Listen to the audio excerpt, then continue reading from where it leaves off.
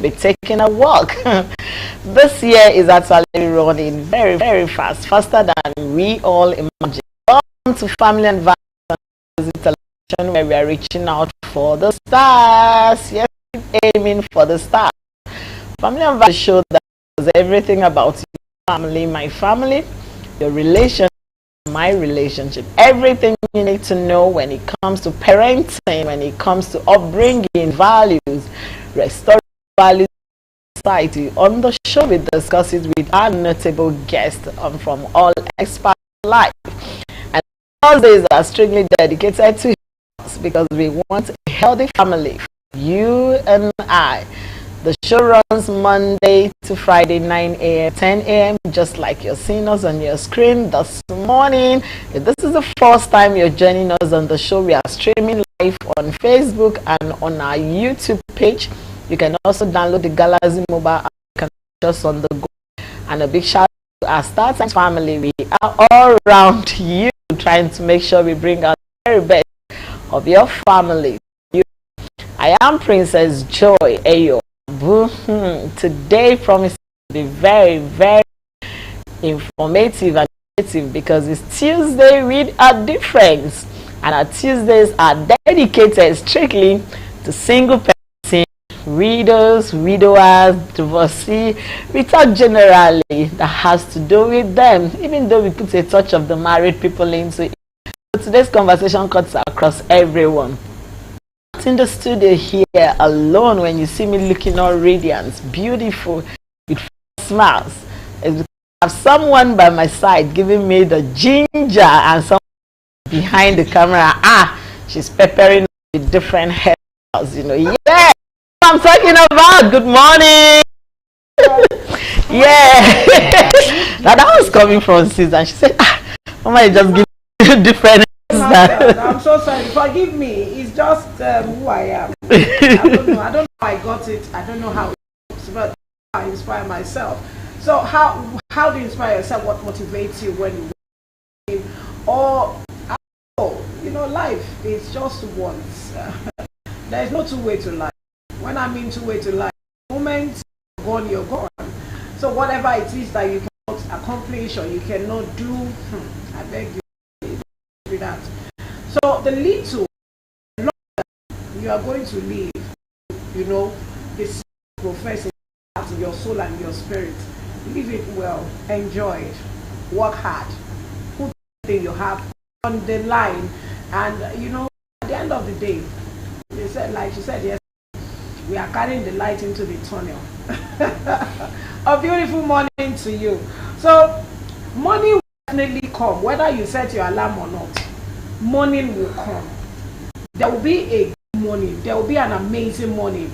There will be a time of darkness. After darkness, the light will come, and you know, it will all come, and we are awake at alive, and you're like, wow, it's another beautiful morning. So Princess Joy, good morning to you. Good morning to you. Good morning to all our viewers at home. It's so amazing to be here. And I'm not taking it for granted because I have a heart of gratitude. Like I always want to tell you, gratitude should be your attitude. It goes a long way. And it's not for as many who don't want it, but it's everybody. So if you desire it, have that gratitude and things will work out well for you. My name is Olori Adejoke Adobe David. My friends call me Olori Ajo. You're welcome to Family and Values. Today, the 18th in the month of February 2025. Imagine. Okay? God will help us. Imagine how time flies. We started January. We just have maybe 10 more days to go. And it's over now. It's over. Into March. Okay, we'll march into March. Yes. You know, it's just the way this year is moving like this. Say Jack. But I'm enjoying it. I don't know why. I'm enjoying it because God will give us sound health and God will give us peace of mind. Because when we have sound health and peace of mind, and you know, you are praying and God is answering you, you'll just like, God, thank you. Yeah, God, thank you. And of course, the Ramadan will soon start. Yes, so Ramadan will leave your praying. God will answer your prayer. Just like the Lent also. Yeah. Yes. That's why I said we are praying, because it's going to be walk by walk, the Ramadan, the Lens, everything side by side. He has started his own fasting, and many other Yes. churches, religious bodies, they're fasting from January, some February. Some February. So, I started ending up. We did 14 days. We finished. I know different bodies are just doing theirs. And the only thing I want to encourage you, every one of us, including myself, should not be lazy. You are so religious. You're not folding your hands. The time you're supposed to be working, you are staying in the church praying. It's time for everything. Don't be like, those students. Students. Why did you fail? I've been praying. It's not about the praying. It's all about you studying. The time you're supposed to walk while you walk, pray while you pray, and play while you play. Enjoy when you enjoy. There is time for everything. That's why we have family and values. It's all about you preparing your mind. You're yet to be married. You're married. You are still very young. You want to enjoy. See, many of this youth, one thing they fail to do is this. What we never had the opportunity. They have the opportunity. We need to be on a platform. Yes. So it's better you now choose from that good and imbibe it and make the opportunity worse, or we never grab or use. It's an opportunity for you to grab. Yes, it is. It is. So you have family and values. God help us all. Welcome once again. Okay, well, again, do we have any birthday shout outs? Okay, to two amazing beautiful ACP Shola Omilade Aikote. Happy birthday to you. Also to Romelia Esonwedo, happy birthday to you, aka Becky and Caramello. I celebrate the two of you so much. I'm so sorry it's coming late, but happy birthday, and I wish you to feel your age with abundance of sound health, flourishing all around you. And to everyone celebrating today, 18th February, I can't remember, but I know some people are celebrating today. I know you are one of them. So happy birthday to you. Your anniversary, we pray God will continue to give you to celebrate. God will give everyone a reason to celebrate. And I woke up with a message this morning. Wow. Somebody said, I've been watching your show and it's really inspiring to me. She said, when you were talking about suicide, do you know that somebody almost committed suicide? Wow. But thank God, yes, that message came in from my Facebook. So it shows that people are really watching and they are getting encouraged. God will continue to encourage you. Amen. Okay, let's have a mini feature because our guest is already starting via Zoom waiting for today's conversation. Like I said, it cuts across everyone today. Don't go anywhere, we'll be right back.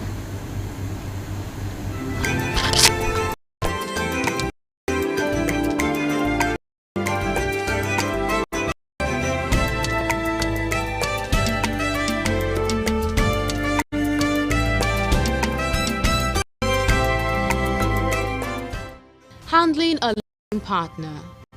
Discovering that your partner has been lying to you can be a devastating experience, leaving you feeling betrayed, hurt, and confused. Dealing with a lying partner requires a thoughtful and strategic approach to address the underlying issues, rebuild trust, and potentially salvage the relationship. In this write-up, we will explore the steps to handle a lying partner and provide guidance on how to navigate the challenging situation. Initial response: shock, anger, and hurt. 1. Allow yourself to feel your emotions. It's essential to acknowledge and process your feelings, whether it's shock, anger, hurt, or a mix of emotions. 2. Take time to reflect on the situation. Give yourself space to think about the lies, their impact, and the potential reasons behind your partner's deception. Assessing the situation. Understanding the lies and their impact. 1. Gather facts and evidence. Collect information about the lies, including dates, times, and details of deception.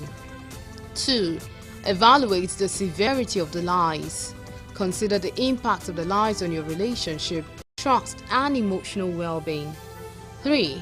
Identify patterns of deception. Determine if the lies are isolated or part of a larger pattern of dishonesty. Communicating with your partner, confronting the lies and seeking answers. 1. Choose the right time and place. Select a private, quiet setting where partners feel comfortable and safe discussing the issue. 2. Statements and specific examples.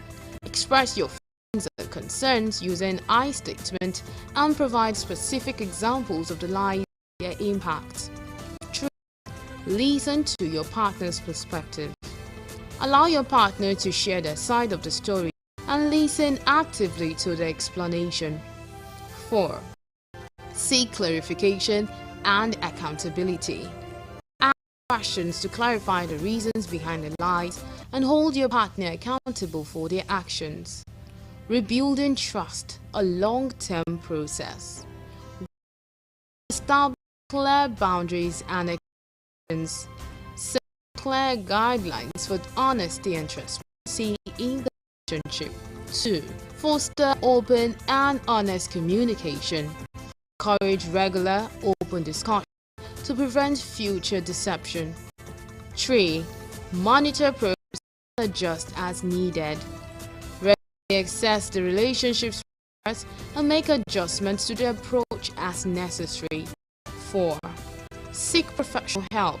Consider couple therapy to walk through underlying issues and develop healthier communication patterns. Deciding the future relationship, weighing options and priorities. 1. Evaluate the relationship's foundation. Assess the relationship's core values, trust and communication to determine if it's salvageable. 2. Consider the partner's willingness to change. Evaluate the partner's commitment to honesty, transparency, and personal growth. 3. Prioritize your own emotional well-being. Consider your own needs, feelings, priorities in the future of the relationship. Explore options for moving forward. Weigh the pros and cons of staying in the relationship, seeking counseling, or ending the partnership. Having a lying partner requires a thoughtful, strategic approach to address the underlying issues, build trust, and potentially salvage the relationship. By following steps, you can navigate the challenging situation, prioritize your own emotional well-being, and make informed decisions about the future of the relationship.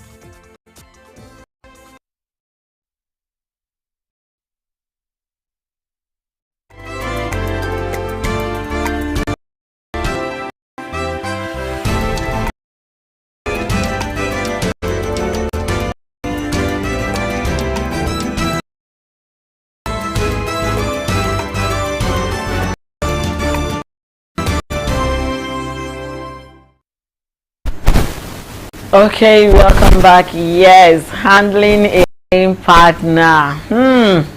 People that they are good morning, you have to look at the time to be morning. So we do them in relationship. But it's a habit that you get to understand that they can't even come out of it. They need help. They need help because when they are say the truth themselves, and then they realize that this thing, But like, well, it's not us to have that. We'll be happy. We are guests all the way from Warri. Good morning to you, ma'am. How are you this morning? How are you doing? Oh, always looking beautiful. You need to add too much. It's all over you. I can see it. I hope I'm permitted to call it mom. Good morning, good to be here once. Doing how's the family doing? It's always a very good thing to have her join us. Always, anytime we call, she's always ready. She said, "Don't worry, everything. Just thank you for acting." She's a counselor, a relationship therapist, and a ghost author. Yes, for those of you that don't know, if I should say writing books, I'm busy. I said, Mama, take it easy with the writing. A lot of amazing books. So good to have So good to have you join us this morning. Okay, on today's topic, handling a lie. When we're putting this topic, you came into my mind because it just celebrated the Valentine's season for couples, and we were seeing a lot of husband and wives matching everything. I said, between these will be there. Only one secret line that I said, come and share the experience, how it has been. But now, why do people? Why do way out of something? Why am I saying to my partner? Why people relationship in this place? Okay, Princess wants to bring to approach this topic this morning with a non-judgmental sense, and I want us to feel also to start by letting us know that there is always a reason people behind everything. There is a reason, and to be able to recognize why people like us, we make our decision right. People don't just like relationship. People like for reason. Relationship.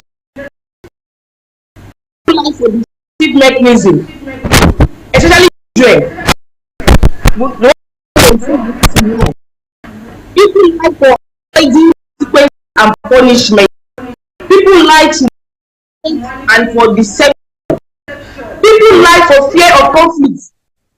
For instance, now when you have a partner who always, when you have a partner who always, blow things out of proportion. So people like to sometimes. In fact, some of us we are the reason our partner is lying, because we make them to lie. Because the last time they told the truth, they know the shege, and you use their eye. Don't let me add myself. They know the shege that person used their eyes to see. So some people like to avoid conflict from partners who blow things out of proportion. Most people like to protect their partner's feelings or to cover up a mistake. Some may lie due to insecurity, past trauma, like to avoid their partner being hurt. So sometimes before we get angry and say, "Why are you lying to me?" it will shock you that the people that we are even angry with for lying to us needs our help. Because some of them also, they are victims. Some of them, they are lying because that is the only way they have known to live, to survive, to cope all their lives. So if we are able to understand different ways, different reasons, we'll be able to know how to tackle it, how to undo it, and make our decision. Thank you. Okay, in the process of making our decision, can we now say it is right for you to confront your partner when they lie? How do you confront the issue? How do you confront the situation when your partner, this is a big lie? How do you now push it out? How do you do you do it immediately, or you try to, what are the modalities one need to take? No, it depends. It depends. I will say yes, it is right for us to confront lying. Because sometimes when we don't confront lying, in some cases you look as if we are encouraging the person. To look as if we are okay with the way the person is treating us. But however, don't forget that I said I want us to tackle this conversation with a non-judgmental mindset. Yes, it is okay to confront, because if you don't confront, they may take it as if quiet is consent sometimes, as if you are okay, and they keep doing it. Even your silence sometimes might be encouraging dishonesty. However, we should learn the rules of confrontation. Sometimes you discover that you confront a liar. At the end of the day, you they even look like a liar yourself. At the end of the day, you regret confronting them. At the end of the day, you now become the villain here. Why? Because we are not following the rules of confrontation. So before confrontation, we have to learn how to confront so that we be able to get tangible results out of our confrontation. Because the majority of confrontation always leads to more conflicts, complicated issue. You are calling me a liar. You are calling me a thief. Why? Because of wrong way of confrontation. Then, however, I will say it's not in all issues that we have to confront, especially when the thing is so trivial, when it's not affecting your relationship, not hurting your relationship. No, there are some reasons why people lie. Yes, and I will still get talk more about that. I'm talking on confrontation now. If it is trivial, I think that sometimes you can just even smile about it, show joke around it, and let the person know that I know what you did. But we should not take it so serious. Then, lastly, we should know when it is serious. We should know when it will hurt us, it will hurt the relationship, it will affect the future. So, understanding of when to confront, how to confront, on what level will help us, will guide us in our confrontation agenda.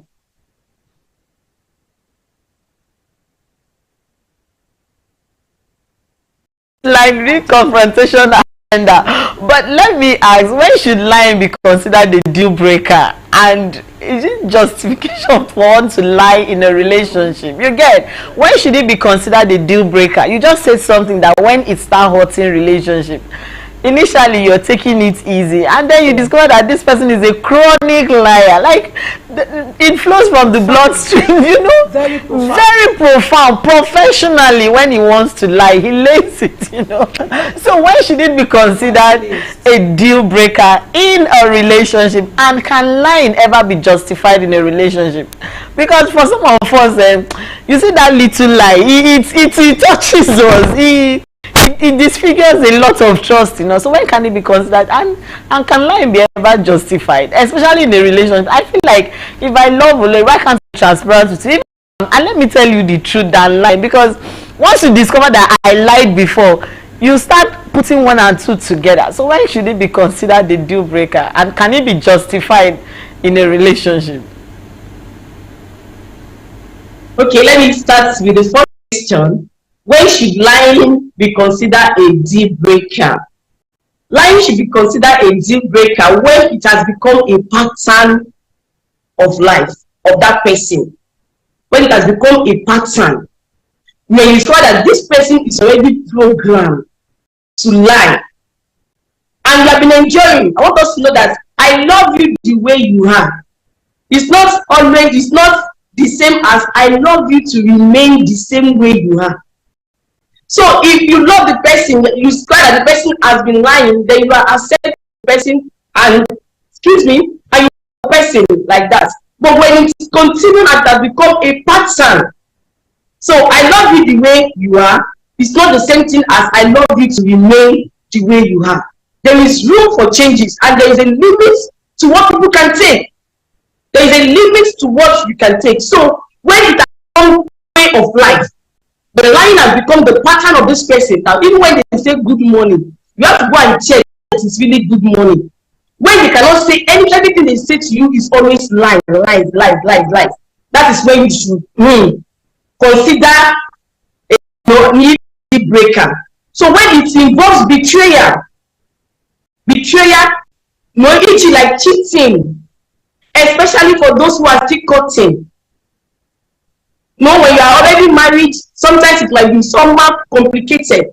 But when you still have the opportunity to walk away, when the man is cheating on you, I don't want to mention them. We saw all manner of stuff. There is so many things that is going on social media. But you know that somebody is a cheater, somebody is this, and yet you still put your age, want to go and marry the person. just because of one reason or the other. Cheating alone is a reason why you should quit relationship. Cheating is enough reason why you should quit a relationship. So another one is when it is causing you emotional harm. And it is causing you emotional harm. Your well-being first. Your mental well-being first in every relationship. And any relationship that is not giving you peace, please flee. Bible says flee. Flee means fly, not walk away. But if you are already in marriage, you must find resolution. Then another reason is if trust is repeatedly broken and there is no effort, the person is not making effort to rebuild it. The person is not making efforts to change. So staying in such a relationship may be unhealthy because a lying partner can kill, can destroy. Lying, no, everything that you see begins from lying. So lying is a big deal. We should not just overlook it, especially when we are not yet married. Then the second one, you say, can lying be justified? Let's face it though. I said that I don't want to be judgmental. Let's just face it. In rare cases, lying might be considered justifiable. In rare cases, I say in rare cases, such as when maybe you are protecting your partner from unnecessary pain. You are sparing them from harsh truths, not to hurt them, maybe their mental state at a particular time. So we can, all those things, we can still justify it. Maybe a partner who has health issue, high blood pressure, then you like that person at that moment so that they will not be hurt, do not hurt their head. You can say we can justify all those ones. However, repeated or serious lies such as financial issue, infidelity issue, all those kind of lies are unjustifiable. They are unjustifiable. So honesty, even when difficult, is the foundation of every strong relationship. Honesty. So as married couple or as partners are courting who are dating, please let us try as much as possible to do away with lying, if possible. Can you hear me? Very much for that. You know, don't do. Let's go on a word of mouth. And when we return, Olori will come in with her question. Please just stay tuned. Don't go anywhere. I'm loving the conversation this morning.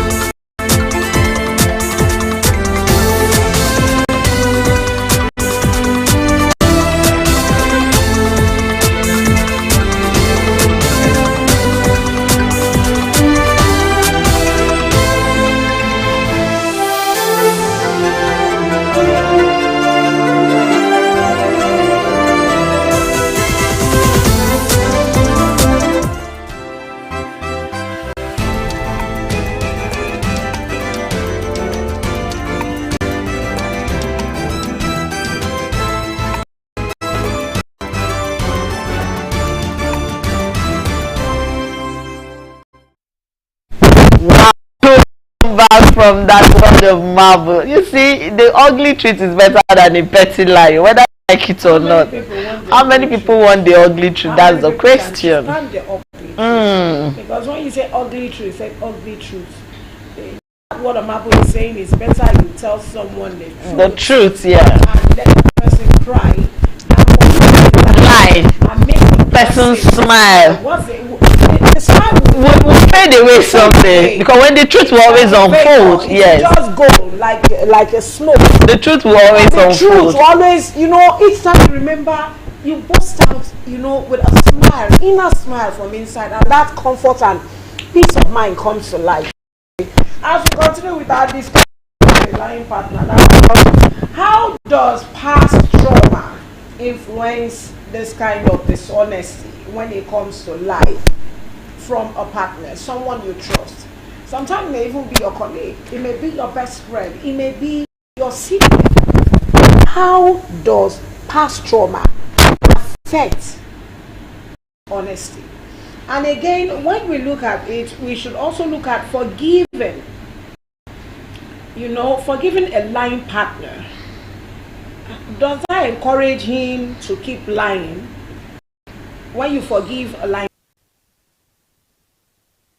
remember you that from the first question when Joy started, you know, you said something that if it is not affecting the relationship, that thing was hammering in my heart, you know. But if it is not affecting the relationship and you decide to just push it aside, there will be a day to affect the relationship. So how do we help to bring this to light? When we look at the past trauma that has come, how can it affect dishonesty from a lying partner? And also looking at a forgiving partner, will this not encourage him to or her to continue even after you have done it severally? You're forgiving the first time, the second time, the third time, and it's like, well, I beg, let me just sit down my own. Be like, say, this one, what do we do? Okay, first of all, I want to clear the hair about that statement I made. If it is not hurting your relationship, and I made an example, like for instance, if your spouse or your partner is hiding, you know, a hurtful truth from you that may affect your health at that particular moment. So that is, I say, at that particular moment, but maybe later, when you are calmer or you are in a good state of mind or good state of health, the person can later tell you the real old truth.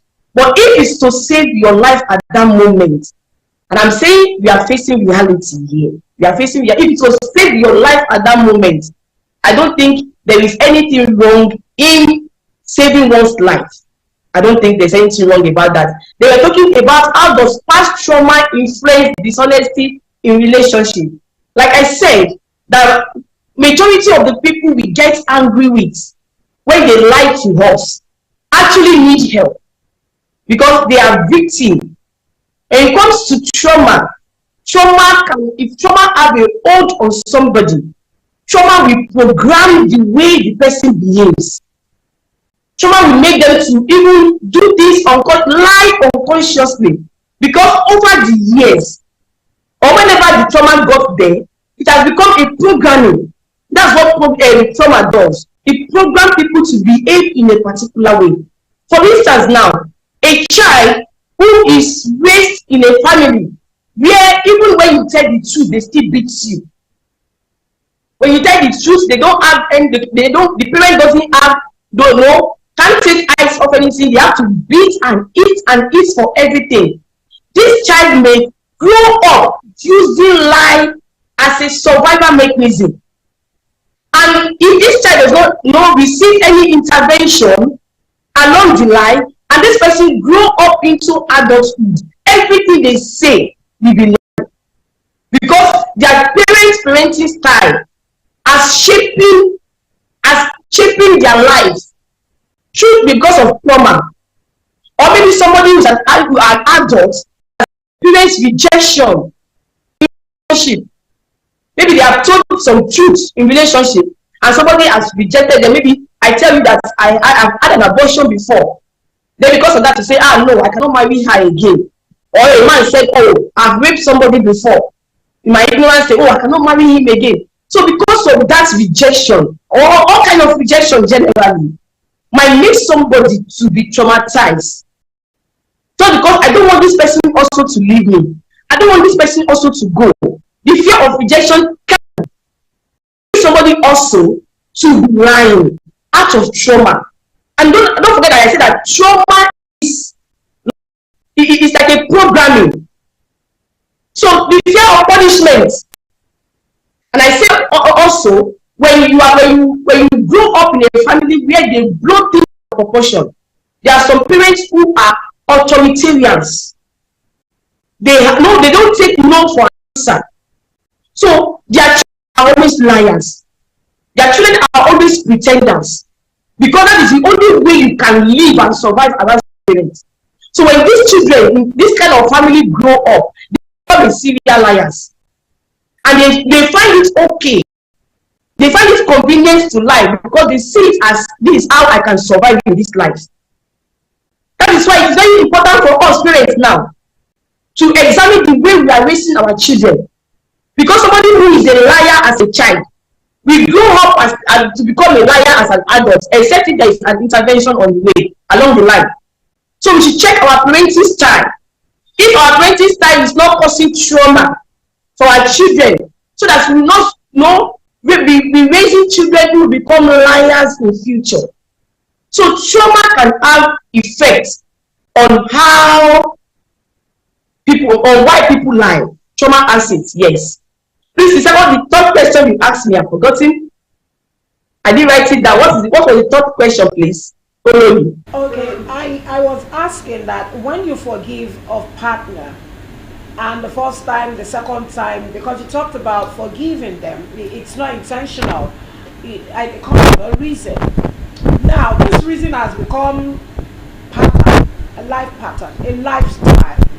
You forgiving them the first time, forgiving her the second time, doing this from time to time. Now, will this not encourage him or her to continue? Just like you're talking about children that are raised with parents who, you know, they are toxic, they're narcissistic, and so the children will just find it easy to lie than to come out with the truth. So I believe when they grow up, things like this will always happen. At every little, you know, with their partner, they will just want to just sweep it under the carpet. You understand? You will always forgive me. Are we not encouraging it? What can we do to help them?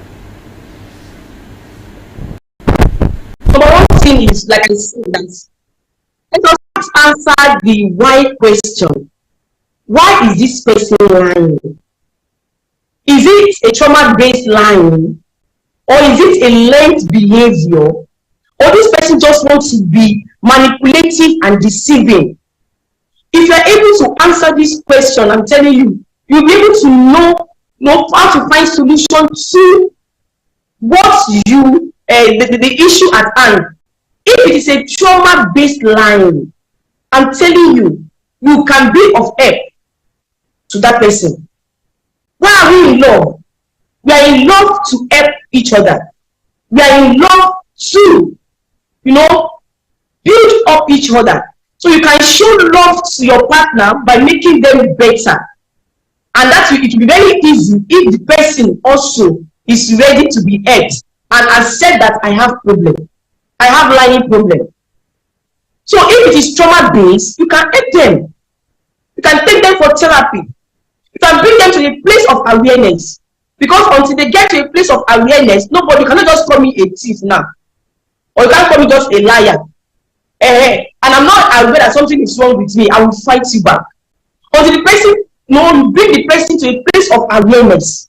So when the person is aware that I have a problem, I have a problem, then together, you can help the person to find solution. No, by taking them for therapy. But if it is a learned behavior or an act of deception and manipulating, that people are toxic. They are naturally toxic.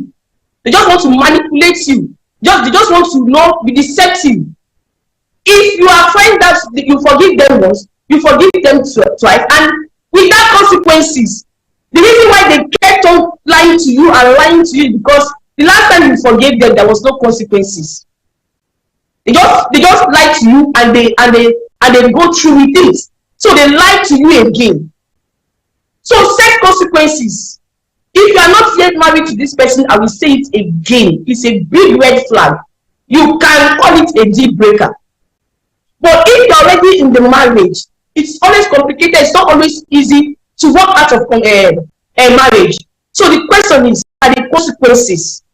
that this person has been facing for lying to you.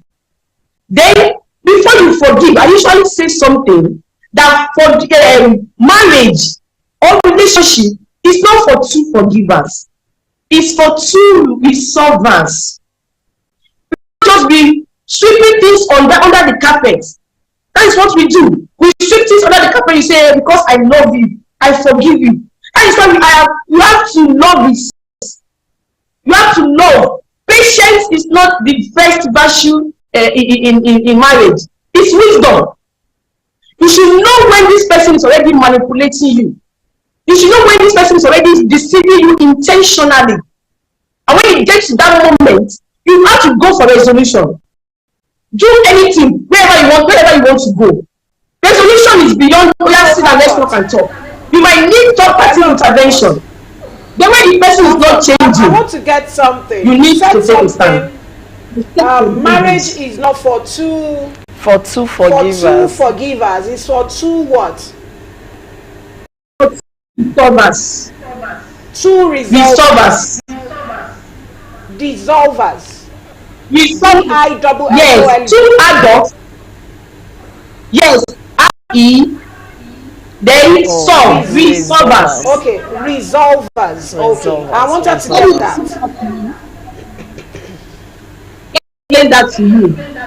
Because the reason why we keep on being hurt and hurt in marriage is when this happen, the person just apologize without changing, without resolving the issue. Then you say, I love you. Then you sweep the issue under the carpet. If the person keep doing it, resentment keep building up, anger keep building up. That is why you see someday they wake up and stab each other. They wake up and pie each other, like they used to say on social media. But it's for resolvers, two adults who can come together and resolve issues. Why did this happen? What can we do next time? So when you resolve issues will not be piling up. Whether in the state of marriage in the society today, people forgive and let go. Why they are hurting inside? Why the issue has not been addressed? So you need to resolve this for resolvers. It's not just for people who forgive and sweep things under the carpet. Resolve it. Go to the foundation of the issue and come up with a better way of doing it then before you now forgive. But there must be a resolving before forgiving. Thank you for that. You've done justice. Now, because we have limited time, I want to ask a question, and Olori will ask, and then you summarize it. Now, how can therapy help a couple who have a broken trust due to lies? Can they have a mended, healthy relationship? Remember, a broken trust due to a very severe lie, and then they are trying to build that. Can therapy help that particular couple have a healthy relationship? Okay, so my question is this. In relationship, as a marriage counselor, is there anything like small lies and big lies? Is there anything like small lies and big lies? And to what extent can lie be that you quantify it? To what extent can it be to God? Does it have to affect life? Does it have to take life? Does it have to do with anything that affects, the heart? Before you see it, you quantify it. Over to you. With limited time. So, okay, my own opinion. Let me answer only the question first. Personally, my own opinion, rather, lie is lie. Lie is lie. No white lie, no small lie. But in general opinion now, there's something we call white lie. There's something they call as in the real lie now when it comes to betrayal, cheating. Those are the ones that they call lie. But in general opinion, like there's example I made the other time, I will keep on making the example. Like if your spouse needs help to just put their head down, that may not affect their head at that moment. So lying is lying. No white lie, no brown lie, no black line. So at what extent should it is? I said it when you become a party and this person is not ready, it's not showing any sign of remorse, it's not showing any sign of to turn a new leaf, they become senior liar. So at that moment you should know. You don't even need to wait until you see the effects of the hurt of that or that betrayal on you or on your relationship before you find solution. Then the one my princess asked and said, can trauma help? Can therapy help? Yes. No, lying. Okay, well, lying is just a distortion in mindset. It's a distortion in mindset. Because some of underlying causes and other reasons why people lie. You know, overestimation of self is there. But you don't have anything, you're lying somebody that you have a lot. And those things are distortion in mindset. So if you see a therapist intervene, it will help them to have a mind shift. See another reason why they are not supposed to be behaving like this, and give them a new way of life. So a professional can guide couples in rebuilding trust. Can guide couples in stopping to lie another, improving their communication. Break down in communication also can impact lying. It can help them to address underlying causes. A therapist will help the couple to address underlying causes. Like if your spouse is lying based on trauma now, you might not be able to detect issue and what contributes to dishonesty. So therapy provides a safe space for both partners. So please, so many times things happen in our marriage, you just want to quiet and pray about everything. There are professionals out there who can help you. There are professionals out there who can help you. So we should not keep quiet. We should, speak out. And lastly, I want to conclude this my conversation. In as much as possible, when trust is broken, it's difficult for you to rebuild it.